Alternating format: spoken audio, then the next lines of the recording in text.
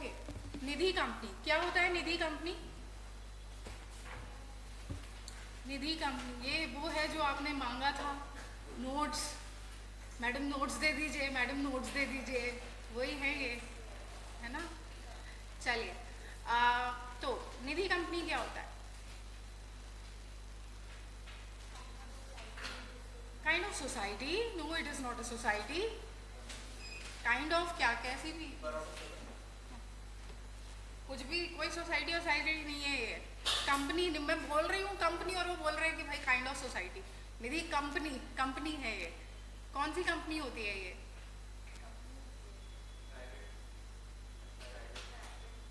क्या करती है ये निधि कंपनी? निधि कंपनी, निधि कंपनी का मतलब है ऐसी कंपनी जिसका ऑब्जेक्टिव होता है सेविंग्स को बढ़ावा देना, जो सिर्फ अपने मेंबर्स के लिए ही काम करती है, अपने मेंबर्स से पैसे लेती है और अपने मेंबर्स को ही पैसे देती है जब भी उन्हें ज़रूरत पड़ती है, यानी कि डिपॉजिट्स लेती है और लोन देने का काम करती है। ऐसी किसी भी कंपनी का बेसिक ऑब्जेक्टिव होता है अपने जुड़े हुए मेंबर्स के बीच में बेसिकली पैसा जोड़ने की एक आदत को बढ़ावा देना, है ना? कि जितना भी पैसा आपके पास में है आप उसे क्या करें, सेव करें, जोड़ें, जिसके बदले में उन्हें इस कंपनी से क्या मिलेगा, इंटरेस्ट मिलेगा। This is a basic Nidhi company, right? अब निधि कंपनी में नेक्स्ट हमने देखा था कि कौन कौन सी ऐसी एंटिटीज हैं जिनके ऊपर निधि कंपनीज के रूल्स एप्लीकेबल हो जाएंगे, ठीक है? तो इन अ नटशेल हमने ये देखा था कि जो निधि कंपनी की तरह रजिस्टर हो रही हैं कंपनीज, उनके ऊपर तो ये निधि रूल्स एप्लीकेबल होंगे ही। इसके अलावा ऐसी ऐसी म्यूचुअल बेनिफिट सोसाइटीज या कोई भी एंटिटी जो सेम बिजनेस लाइन पर काम कर रही हैं, करेक्ट? ऐसी एंटिटीज जो कि सेम बिजनेस लाइन पर काम कर रही हैं, जिन्होंने शायद अप्लाई किया है कि हमें रिकॉग्निशन मिल जाए निधि कंपनी का, लेकिन अभी तक मिला नहीं है, या फिर उन्होंने अभी तक अप्लाई ही नहीं किया है बट स्टिल वो सेम लाइंस पर काम कर रही हैं, सेम बिजनेस लाइन पर वो क्या कर रही हैं, काम कर रही हैं, तो उनके ऊपर भी ऑटोमेटिकली क्या एप्लीकेबल हो जाएंगे, निधि रूल्स एप्लीकेबल हो जाएंगे, चाहे वो एग्जैक्टली निधि कंपनी के नाम से जानी जाती हो या ना जानी जाती हो, करेक्ट? यहाँ तक क्लियर है? इसके बाद आई थिंक हमें यहाँ से स्टार्ट करना था, कैरेक्टरिस्टिक्स ऑफ निधि। सबसे पहले हर एक निधि कंपनी जब इनकॉर्पोरेट होगी, it shall be incorporated as a public company, it shall be incorporated as a public company, यानी कि इसका जो बैकग्राउंड है वो क्या है, पब्लिक कंपनी का बैकग्राउंड रहेगा इसका, ठीक है? एंड इसके नाम के आगे निधि लिमिटेड, इसके नाम के आगे क्या लिखा होना चाहिए हमेशा, निधि लिमिटेड। किस लिए? ताकि कोई भी पर्सन आसानी से पहचान सके कि ये particular company is a Nidhi company, इसका ऑब्जेक्टिव उसको शुरुआत से ही क्लियर दिखे। इसके बाद क्या कह रहे हैं, इनकी जो पेड अप शेयर कैपिटल है वो कितनी होनी चाहिए, कम से कम 10 लाख रुपीज, ठीक है? चलिए, हमने क्या क्या देखा कि सबसे पहले एक निधि कंपनी की जब हम बात करेंगे, जब भी एक निधि कंपनी इनकॉर्पोरेट होगी तो उसका जो बैकग्राउंड होगा वो बैकग्राउंड कैसा होगा, पब्लिक कंपनी का उसका बैकग्राउंड होगा, ठीक है? इसका बैकग्राउंड कैसा होगा, पब्लिक कंपनी का बैकग्राउंड होगा। इसके बाद क्या देखा हमने, उसके नाम के आगे क्या लिखा होना चाहिए, निधि लिमिटेड लिखा होना चाहिए। फिर हमने क्या देखा, करेक्ट। अब आप क्या करेंगे, अपने मॉड्यूल के साइड में आपको जो भी स्पेस दिया हुआ है या if you have a copy, वो साथ में निकाल के रखेंगे विद अ पेन, ठीक है? Everyone is ready with their pen and copy, right, लिखने के लिए। अब सबसे पहले आप क्या लिखेंगे, निधि कंपनी, निधि कंपनी के नीचे एरो बनाकर लिखेंगे, निधि कंपनी के नीचे एरो बनाकर लिखेंगे पब्लिक कंपनी,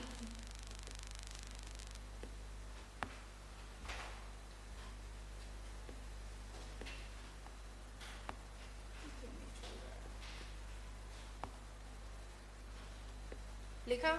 इसके नीचे लिखिएगा निधि लिमिटेड, निधि लिमिटेड। फिर लिखिएगा minimum paid up share capital PUC 10 lakh rupees, minimum paid up share capital 10 lakh rupees, लिखा है यहाँ तक, ठीक है। अब इसके बाद क्या कह रहे हैं, हर एक निधि कंपनी के लिए ये जरूरी है कि वो इनकॉर्पोरेशन से 120 दिनों के अंदर, कितना, इनकॉर्पोरेशन से यानी कि शुरुआत होने से अपनी कंपनी इनकॉर्पोरेट होने के 120 दिनों के अंदर एक एप्लीकेशन फाइल करेगी NDH 4। क्या एप्लीकेशन है, NDH 4, ठीक है। NDH 4 में बेसिकली NDH 4 का क्या पर्पस है कि वहां पर आपको ये बताना है कि हाँ हमारे कितने मेंबर्स हैं, नॉट लेस देन 200, यानी हर एक निधि कंपनी में कम से कम कितने मेंबर्स होने चाहिए, 200 मेंबर्स होने चाहिए। Net own fund of 20 lakh rupees और मोर, पेड अप शेयर कैपिटल कितनी चाहिए, 10 लाख, ठीक है। नेट ओन फंड कितना होना चाहिए, 20 लाख या उससे ज्यादा, यानी कम से कम 20 लाख रुपए होना चाहिए, ठीक है। इसके बाद unencumbered term deposits, unencumbered term deposits का मतलब समझिएगा पहले क्या कह रहा है ये। इनका कहना है कि जितना भी डिपॉजिट एक निधि कंपनी ने एक्सेप्ट किया है, उस डिपॉजिट का एक हिस्सा निधि कंपनी को क्या करना चाहिए, इन्वेस्ट करना चाहिए। क्या करना चाहिए, इन्वेस्ट करना चाहिए। अब जब वो इन्वेस्ट करेगी ये पैसा, तो वो टर्म डिपॉजिट्स में इन्वेस्ट करेगी, और वो टर्म डिपॉजिट्स अनएनकम्बर्ड होने चाहिए, यानी free from any obligation, free from any charge होने चाहिए। समझ में आया, यानी आप उन डिपॉजिट्स पर, फॉर एग्जाम्पल 50 लाख रुपए का अनएनकम्बर्ड टर्म डिपॉजिट है किसी भी निधि कंपनी का एक बैंक में, वो डिपॉजिट को ये निधि कंपनी कोई लोन लेने के लिए as a collateral security put नहीं कर सकती, यूज नहीं कर सकती। समझ में आया, मेरे पास में अगर FD है बैंक में 20 लाख रुपए की, उसके बदले में मुझे लोन मिल सकता है सिक्योरिटी दिखाकर, करेक्ट है। वही केस है कि निधि कंपनी जब ये इन्वेस्टमेंट्स करेगी, तो ये जो इन्वेस्टमेंट किया है ना, अनएनकम्बर्ड टर्म डिपॉजिट कितना, कम से कम 10% का ऑफ द आउटस्टैंडिंग डिपॉजिट, ठीक है। ये वाला जो टर्म डिपॉजिट यानी ये जो इन्वेस्टमेंट किया है, ये अनएनकम्बर्ड होना चाहिए, यानी कि ये free from any kind of obligation होना चाहिए। आप इसे किसी और पर्पज से यूज नहीं कर सकते, आप इसे एज अ सिक्योरिटी देने के लिए भी यूज नहीं कर सकते हो। समझ में आया मैंने क्या बोला? अगेन पहले अपन पूरा सेंटेंस पढ़ते हैं, ठीक है। क्या बोल रहा है थर्ड वाला पॉइंट कह रहा है कि NDH 4 जब एक निधि कंपनी 120 दिनों के अंदर from the date of incorporation file करेगी, तो वो इंश्योर करेगी, NDH 4 में ये बताएगी कि हमने ये कंडीशंस फुलफिल कर दी है, करेक्ट है। पहली कंडीशन कि कम से कम 200 मेंबर्स हैं। दूसरी कंडीशन क्या है कि हमारे पास नेट ओन फंड है, कितना, कम से कम 20 लाख या ज्यादा है तो कितना है, ठीक है। Third, unencumbered term deposits of not less than 10% of the outstanding deposit. Outstanding deposit यानी कि मैं एक निधि कंपनी हूँ, फॉर एग्जाम्पल मैंने आप लोगों से डिपॉजिट्स एक्सेप्ट किए हैं, ठीक है। अब मैंने जब आप लोगों से डिपॉजिट्स एक्सेप्ट किए हैं, तो टोटल डिपॉजिट्स जो मैंने आपसे एक्सेप्ट किए हैं उसका 10%, उसका कितना, 10%। क्या बोला है, नॉट लेस देन 10%, यानी कि कम से कम मुझे 10% क्या करना पड़ेगा, इन्वेस्ट करना पड़ेगा। फॉर एग्जाम्पल आप कहते हैं भाई 5%, आप लोगों ने 5 लाख रुपए जो है डिपॉजिट किए हैं, मान लेते हैं, ठीक है। आउटस्टैंडिंग है, अभी मैंने आपका ये पैसा वापस नहीं किया है, करेक्ट है।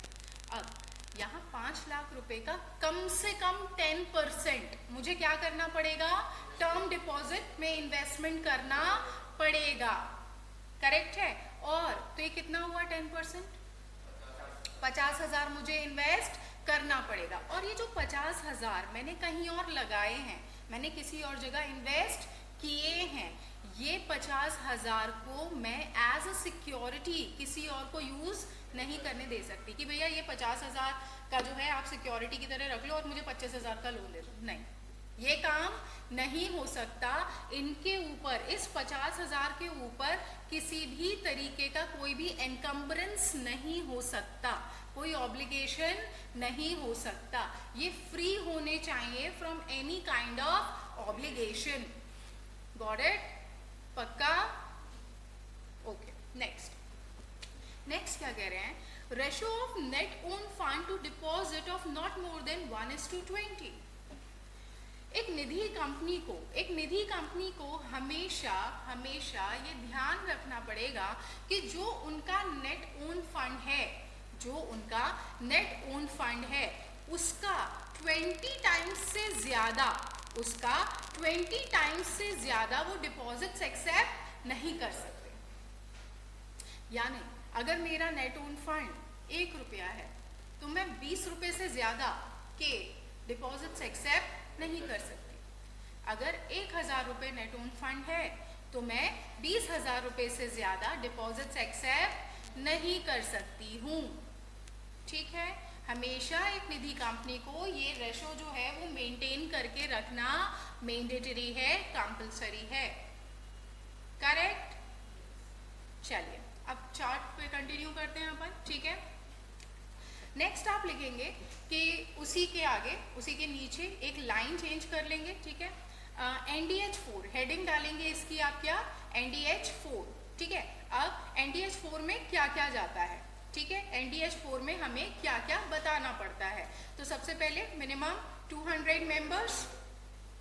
नेक्स्ट नेट ओन फंड कितना? 20 लाख और मोर, या मिनिमम 20 लाख। ठीक है, उसके बाद में अनएनकम्बर्ड टर्म डिपॉजिट, नीचे एरो बनाकर लिखेंगे अनएनकम्बर्ड टर्म डिपॉजिट। ठीक है, not less than 10% of outstanding deposit, not less than 10% of outstanding deposit. ठीक है, फिर last one net own fund is to deposit, net own fund ratio deposit is equal to 1:20। ठीक है, net own fund ठीक है, ratio कितना? Deposit कितना? Is equal to 1:20। ठीक है, याद रहेगा ये। चलिए, कैपिटल कितना बताया? मिनिमम। नेट ओन फंड कितना बताया? ठीक है, चलिए नेक्स्ट क्या कह रहे हैं? नेक्स्ट पैराग्राफ क्या कह रहा है कि ये जो कंडीशंस हमने अभी पढ़ी, ये जो 4 कंडीशंस हमने पढ़ी कि हर एक निधि कंपनी को NDH4 में क्या करना पड़ता है भाई? ये 4 कंडीशंस बताने पड़ते हैं कि हमने फुलफिल कर लिया and we are ready to go, we are complying with all the conditions prescribe by the government, right? अब ऐसा भी तो हो सकता है कि भाई हम ये कंडीशंस फुलफिल नहीं कर पा रहे हैं, वी आर ट्राइंग, पर हम वहाँ तक पहुँच नहीं पा रहे हैं। ठीक है, तो ऐसे केस में क्या होगा?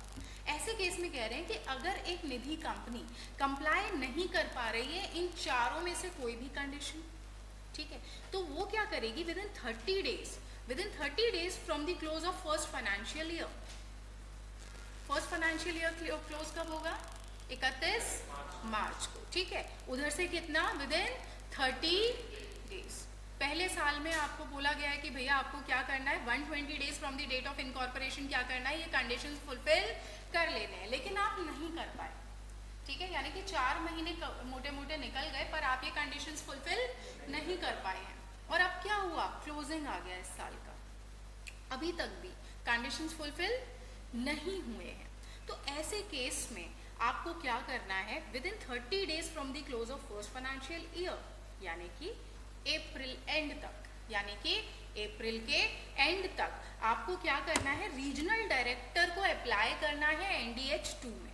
रीजनल डायरेक्टर को अप्लाई करना है कौन से फॉर्म में? NDH2 में, कि हमें थोड़ा सा समय दे दिया जाए, हमें समय दे दिया जाए। किस लिए? ये कंडीशंस फुलफिल करने के लिए। ठीक है, हमें थोड़ा और समय दिया जाए ताकि हम ये conditions which are applicable for a Nidhi company उन्हें फुलफिल कर सकें। ठीक है, अब रीजनल डायरेक्टर इस एप्लीकेशन को कंसिडर कर सकता है, मे लिखा हुआ है, ही मे कंसिडर, ठीक है, he may consider the application and pass orders within 30 days of receipt of the application, यानी एप्लीकेशन आने के बाद में 30 दिनों के अंदर रीजनल डायरेक्टर हाँ ना whatever या तो एक्सटेंड करेगा या फिर एक्सटेंड नहीं करेगा, अपना जवाब दे देगा, ठीक है। Provided that regional director may extend the period up to 1 year from the date of receipt of application, यानी यहाँ पर जो एक्सटेंशन भी आपको मिलेगा वो कितना मिल सकता है, 1 साल।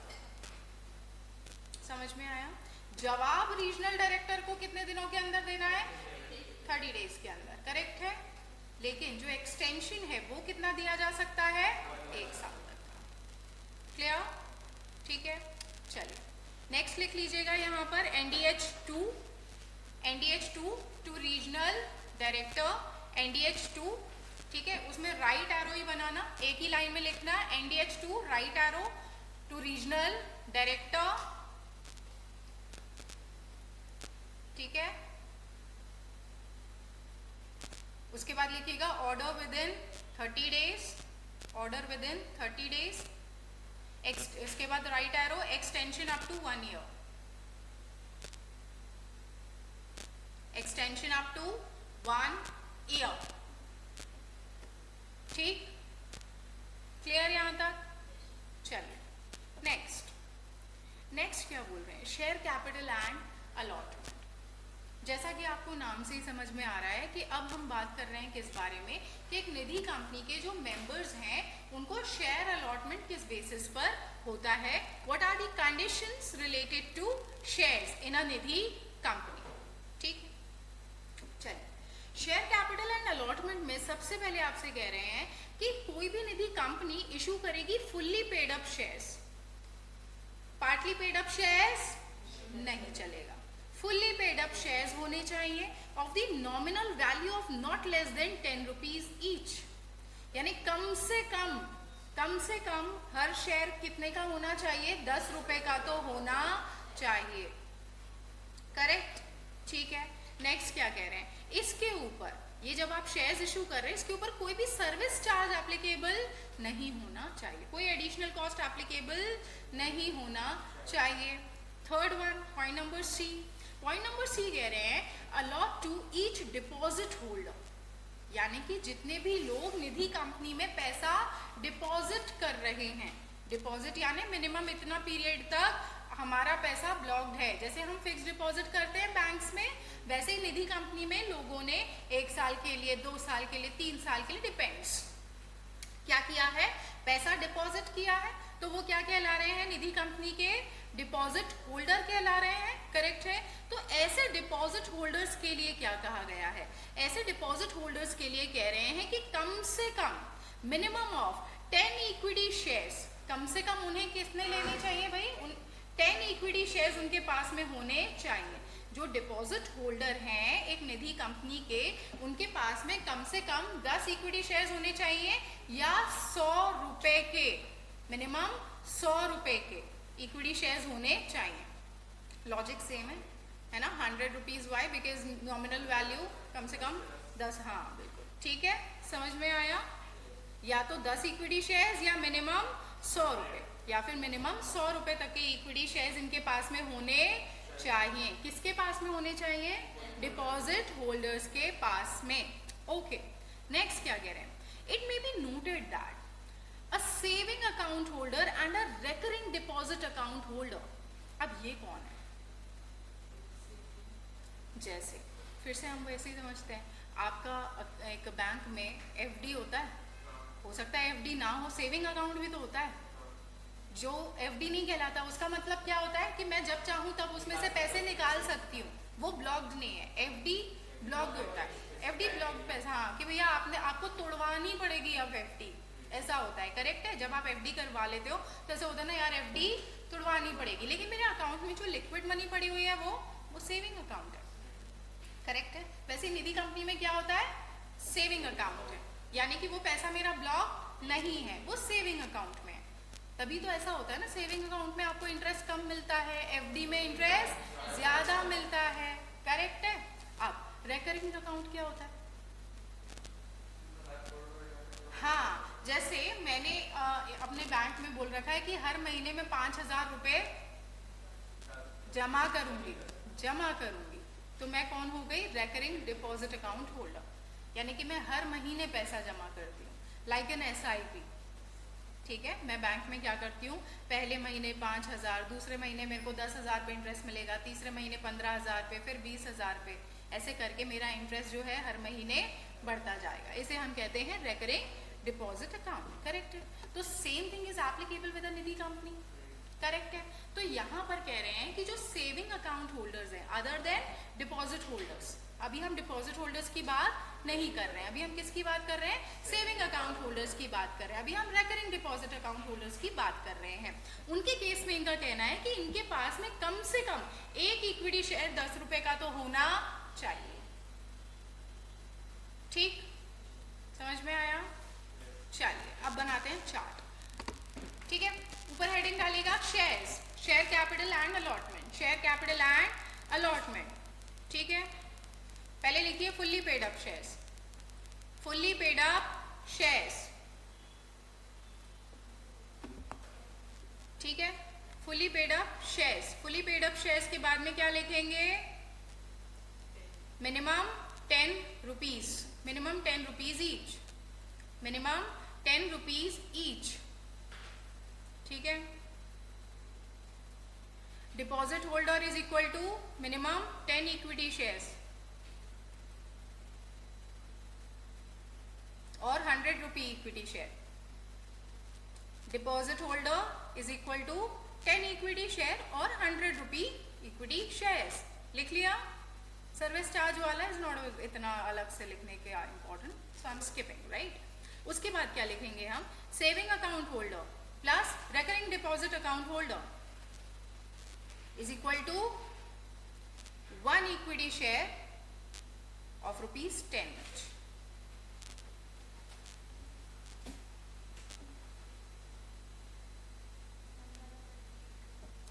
Saving account holder plus recurring deposit account holder is equal to 1 equity share. Minimum आप लिख लेना ना, आपको याद रहेगा ना, ये सब मिनिमम क्राइटेरिया बता रहे हैं। Minimum 1 equity share of ₹10। ठीक, अपन ये क्यों लिख रहे हैं, इतना समझ में आ रहा है आपको? क्यों लिख रहे हैं? हाँ, ठीक है, ये आपको पूरा पूरा पढ़ने का वक्त अभी नहीं मिलेगा। जैसे ही आप 6-7 चैप्टर तक पहुंचेंगे आपको लगेगा अब बहुत ज़्यादा हो रहा है, कंटेंट बढ़ता जा रहा है। तो और साथ में जब आप क्लास में ऐसे बोल बोल के लिखते जाएंगे तो आपको क्लास में ही याद भी हो जाएगा। ठीक है, चलिए next, membership of Nidhi. Membership of Nidhi में क्या बोल रहे हैं भाई? ये कुछ ऐसे पॉइंट्स हैं जो हम ऑलरेडी बात कर चुके हैं, तो आपको इनमें कुछ नया नहीं दिखेगा एज सच, है ना। क्विकली आपको बस क्या करना है, इन्हें रिवाइज करना है। सबसे पहला पॉइंट देखिएगा क्या कह रहा है। Point number A, a Nidhi shall not admit a body, corporate और ट्रस्ट एज अ मेंबर। पढ़ चुके हैं? करेक्ट है, okay.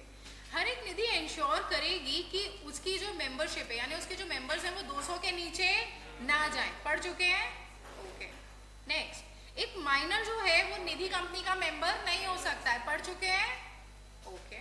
Next, it may be noted that deposits may be accepted in the name of minor, लेकिन अगर उनका guardian के नाम पर उनसे डिपॉजिट किया गया है तो, यानी कि डायरेक्टली एडमिट नहीं हो सकता, डायरेक्टली एक माइनर मेंबर नहीं बन सकता।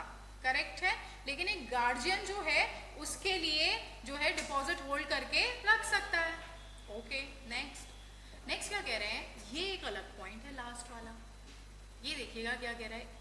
एक निधि कंपनी का जो मेंबर है, एक निधि कंपनी का जो मेंबर है वो क्या करना चाहता है, अपनी शेयर होल्डिंग ट्रांसफर करना चाहता है। कर सकता है, बिल्कुल कर सकता है। लेकिन अगर उसका जो लोन या डिपॉजिट है वो अभी कंटिन्यू है निधि कंपनी में, मैं क्या करना चाहती हूँ, मैं अपनी शेयर होल्डिंग किसी और को ट्रांसफर करना चाहती हूँ, I can, but I will have to check कि अभी मेरा कोई लोन सबसिस्टिंग है क्या, चल रहा है क्या, या फिर मेरा डिपॉजिट अभी चल रहा है क्या? अगर चल रहा है तो ऐसे केस में मैं 50% से ज्यादा अपने शेयर्स किसी और को ट्रांसफर नहीं कर सकती जब तक कि मेरा डिपॉजिट या मेरा लोन खत्म नहीं होता है। Should I repeat? क्या बोला है? अगर मैं एक निधि कंपनी की मेंबर हूं और मेरा लोन या मेरा डिपॉजिट अभी चालू है, अभी खत्म नहीं हुआ है, करेक्ट है, यानी कि मैंने अपने पैसे वापस नहीं लिए हैं या लोन पूरा अभी दिया नहीं है, ऐसे केस में अगर मैं अपने शेयर्स ट्रांसफर करना चाहती हूँ तो मैं मोर देन 50% नहीं कर सकती। मुझे अपने शेयर्स होल्ड करके रखने पड़ेंगे। मतलब पता चला कि मैंने क्या किया कि यहाँ लोन चल, बिल्कुल है ना, और कोई और, बिल्कुल मेरी जगह कोई और बंदा यहाँ पर आ गया, ये काम नहीं हो सकता। Why? Because this Nidhi company is incorporated for the benefit of the members. वो लोन जो मिला था वो आपको मिला था, वो डिपॉजिट जो लिया गया था वो आपसे लिया गया था, करेक्ट है। तो जब तक वो चालू है तब तक वो किसी और के नाम पर ट्रांसफर नहीं हो सकता, करेक्ट। चलिए एक बार क्विकली रीडिंग मारेंगे यहाँ तक। अच्छा पहले वो वैसे तो सारे रिपीटेड है ना, ये लिखवाने की जरूरत है क्या? ओके चलिए क्विकली रीडिंग मारेंगे यहाँ तक 2 मिनट में फटाफट।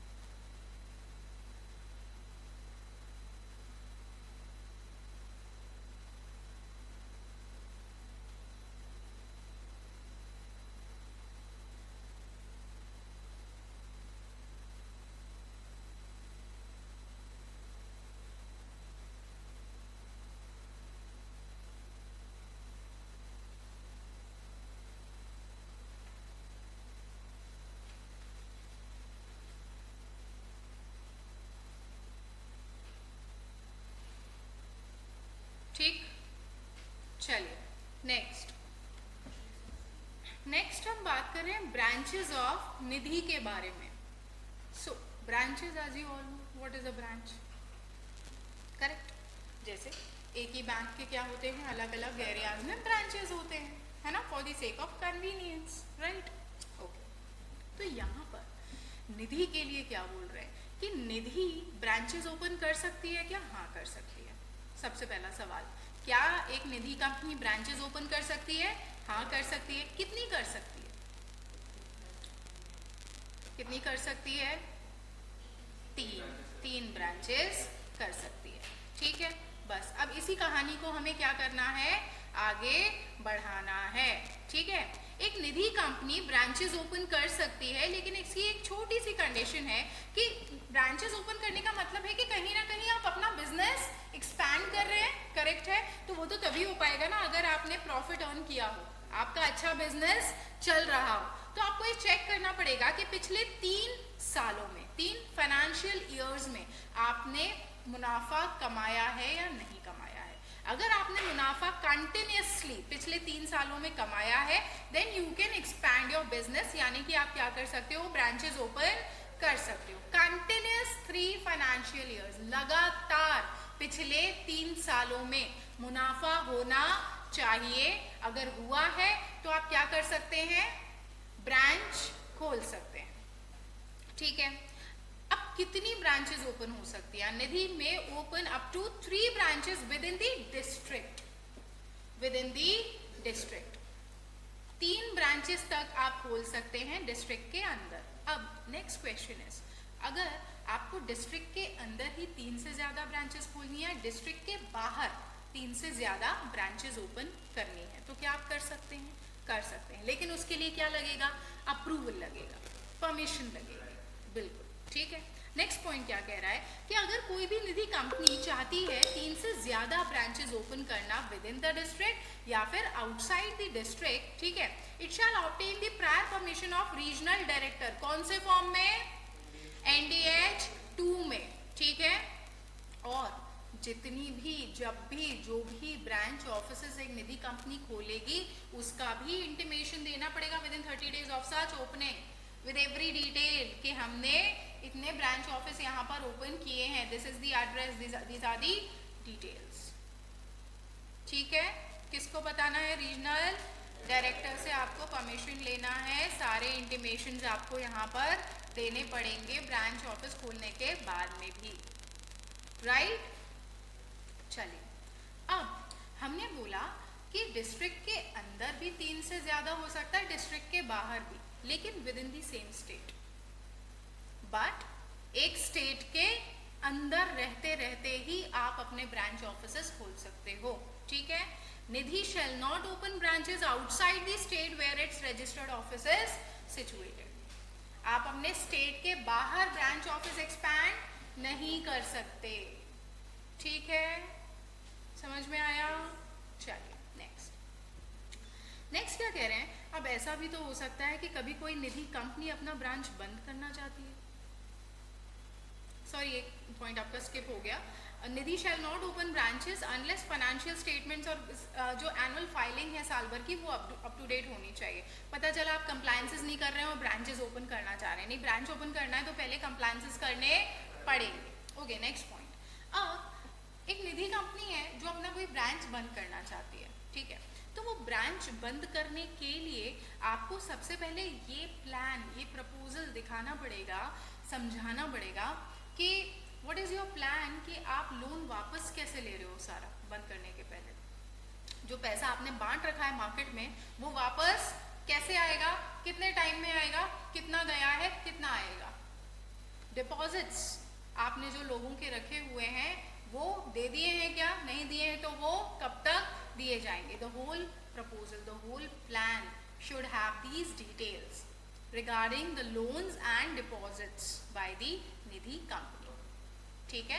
अगर जब भी आप कोई ब्रांच बंद करना चाहते हैं तो वो ब्रांच बंद करने के समय पर आपको पहले क्या करना पड़ेगा, एक प्रपोजल देना पड़ेगा जिसमें आप बताएंगे कि देखिए हमारे पास इतने डिपॉजिट्स हैं, देखिए हमने इतने लोन दे रखे हैं एंड ये this is the timeline according to which हमारा पैसा इतने इतने टाइम में वापस आ जाएगा और हम इतना पैसा वापस दे रहे हैं और इसके हिसाब से अब हमारे ऊपर कोई लायबिलिटी नहीं रहेगी और हम अपना ये ब्रांच क्लोज कर सकते हैं, इससे किसी और को कोई मुसीबत नहीं आएगी, ठीक है। नेक्स्ट क्या कह रहे हैं? It has obtained the approval of regional director for such closure NDH 2 में, कि भाई हम क्या करना चाहते हैं, अपना ब्रांच क्लोज करना चाहते हैं। अप्रूवल किससे लगेगा? रीजनल डायरेक्टर से। ओपन करने के लिए भी ब्रांच क्या लग रहा था, रीजनल डायरेक्टर का अप्रूवल लग रहा था, NDH 2 में लग रहा था। क्लोज करने के लिए भी सेम रीजनल डायरेक्टर का अप्रूवल लग रहा है, NDH 2 में ही लग रहा है। At least 60 days prior to such closure, यानी कि ये ब्रांच क्लोज होने के कितने, 2 महीने, कम से कम 2 महीने पहले आपको रीजनल डायरेक्टर को क्या करना पड़ेगा, अप्लाई करना पड़ेगा, उसकी परमिशन लेनी पड़ेगी। अब रीजनल डायरेक्टर सारा लेखा जोखा देखेगा, कितने डिपॉजिट्स हैं, कितना लोन है, करेक्ट है। अब या तो वो आपको परमिशन दे देगा या फिर परमिशन नहीं देगा। अगर आपको परमिशन मिल जाती है, अगर आपको अप्रूवल रीजनल डायरेक्टर से मिल जाती है, तो ऐसे केस में आपको एक एडवर्टीजमेंट देना पड़ेगा। आपको क्या करना पड़ेगा, एक एडवर्टीजमेंट देना पड़ेगा न्यूज़पेपर में इन वर्नाक्युलर लैंग्वेज। वर्नाक्युलर लैंग्वेज यानी कि लोकल लैंग्वेज, वहाँ लोकल लोगों की जो लैंग्वेज है उस लैंग्वेज में आपको क्या करना पड़ेगा, एक एडवर्टीजमेंट देना पड़ेगा, ठीक है। At least 30 days prior to such closure informing the public about such closure, यानी कि क्लोजर के कितने 30 दिन पहले।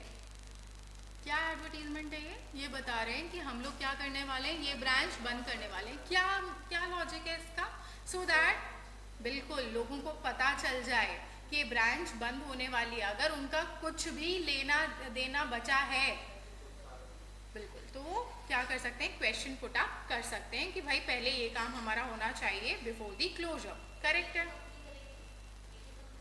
हाँ, ऑफ कोर्स। ठीक है, ये एडवर्टीजमेंट कौन देगा? निधि कंपनी को देना है before 30 days of the closure of the Nidhi company. Correct है?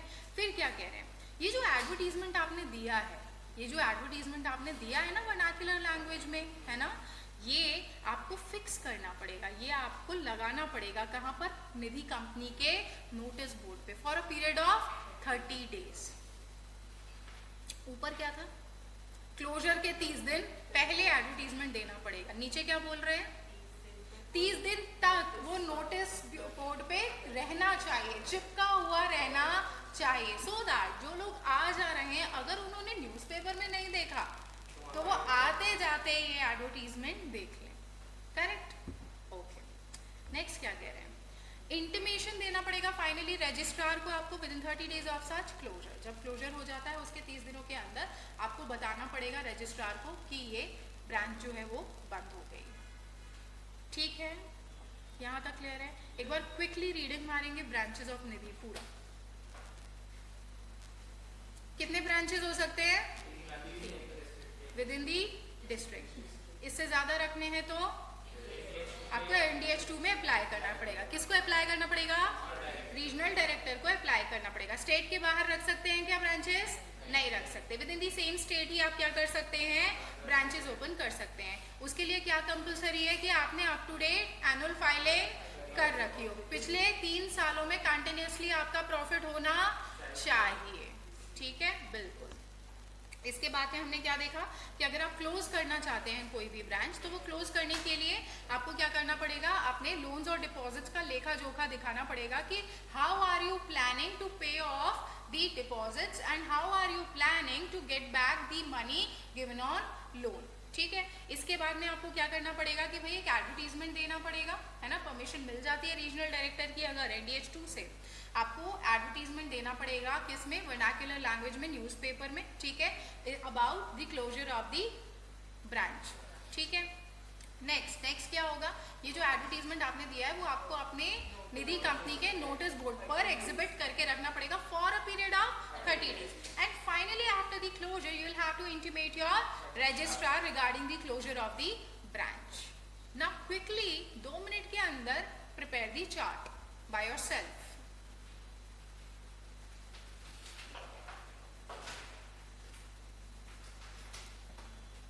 मैं भी भूल जाऊं अगर, तो आपको मुझे रोकना है और हर टॉपिक के बाद में 2 मिनट के अंदर चार्ट बनाना है। जो भी टॉपिक चलेगा उसका चार्ट आपकी कॉपी में आना ही चाहिए।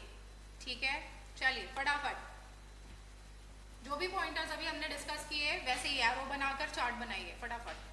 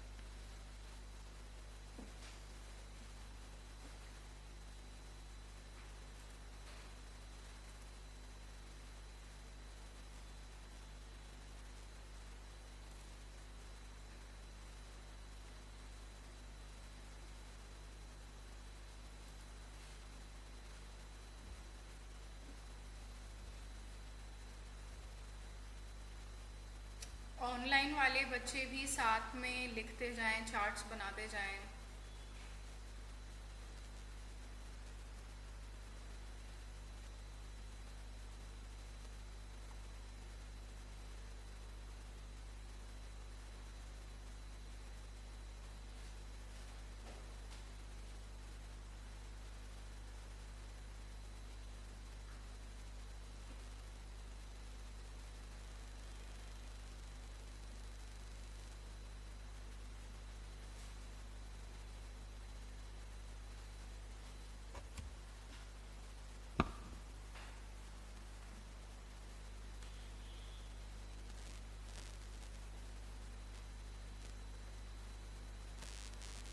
हाँ,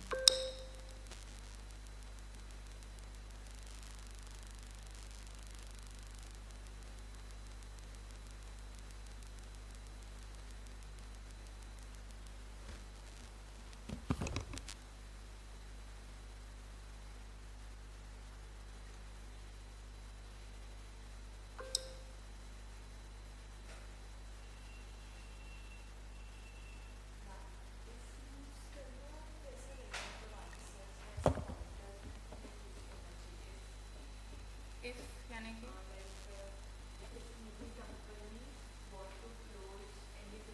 want to close, it is not a good language to be used in an answer. Want to close.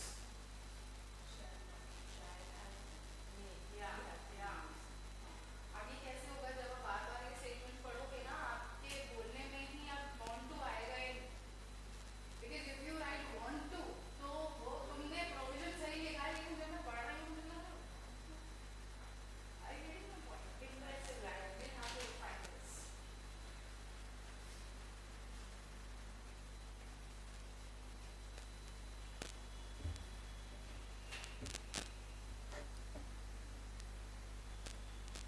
Chart बनाना है, चार्ट इतना नहीं लिखना है। What is the meaning of the chart? जहाँ पे एक एक दो दो शब्दों में आपका आंसर खत्म हो रहा है, इतना डिटेल नहीं लिखना है। Try to make the answer as concise, एक एक दो दो शब्दों में खत्म करने की कोशिश करनी है अपने को। फिर नेट प्रॉफिट लिखना, कंटिन्यूस लिखोगे, continuously financial years net profit, ठीक है।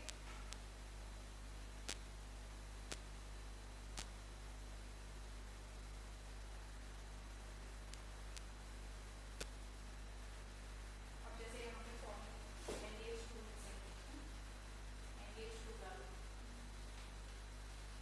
और यहाँ पे लिखना पड़ेगा मोर देन 3 ब्रांचेस, तो फिर परमिशन लगेगी, ठीक है। 3 ब्रांचेस तक तो आप कर सकते हो। अगर कंटिन्यूस 3 फाइनेंशियल ईयर्स का आपका प्रॉफिट 3 से ज़्यादा डिस्ट्रिक्ट के अंदर है, डिस्ट्रिक्ट के बाहर जाना है, तो फिर एंगेज टू, ठीक है, but not outside the state.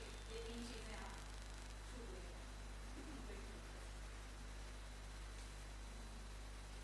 30 days of the closure।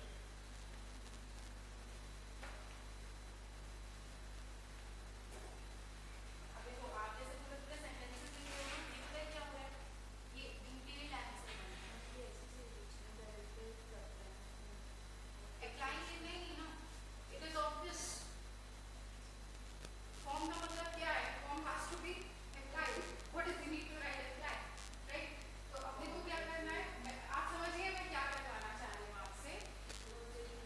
हाँ, मुझे इतना फैलाए वाला आंसर नहीं चाहिए। और मैं आपसे क्यों लिखवा रही हूँ? क्योंकि अब नेक्स्ट चैप्टर से आपको ही करने हैं ये चार्ट्स।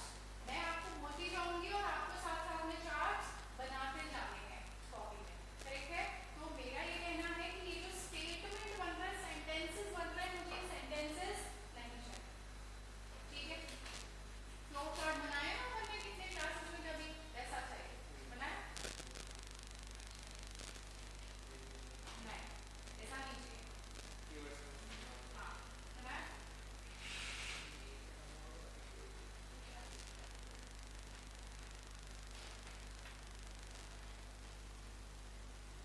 हाँ, अब जैसे इसमें पूरा लैंग्वेज आ गया है, ठीक है, क्योंकि मालूम ही है, ये तुमने पढ़ा है ना, तो तुम्हें मालूम है कि ये क्या कह रहा है। Understand my point? ये जो चार्ट अपन बना रहे हैं, ये अपन किसके लिए बना रहे हैं? किसी और के लिए बना रहे हैं क्या? नहीं, ये आप अपने खुद के लिए बना रहे हैं। तो आपको इतना तब लिखना पड़ेगा जब आप किसी और को एक्सप्लेन करना चाहते हैं कि वो पढ़ के समझ जाए। लेकिन क्या आपके खुद के लिए जरूरी है इतना लिखना? नहीं, यू ऑलरेडी नो कि आपने क्या लिखा है, आप क्या कहना चाह रहे हैं। This is just to recall. मतलब ऐसा है कि ये 5 सेकंड में आप देखें और आपको पता चल जाए कि क्या है आंसर दिया हुआ। समझ आया? इसको और कंसाइज करना है, ठीक है। चलिए नेक्स्ट है आपका एक्सेप्टेंस ऑफ डिपॉजिट्स। आपके आंसर्स चेक कर लेते हैं एक्सेप्टेंस ऑफ डिपॉजिट से, कल कंटिन्यू करते हैं। टाइम हो गया because we have only 6 minutes now. या रॉन्ग नहीं लिख पा रहे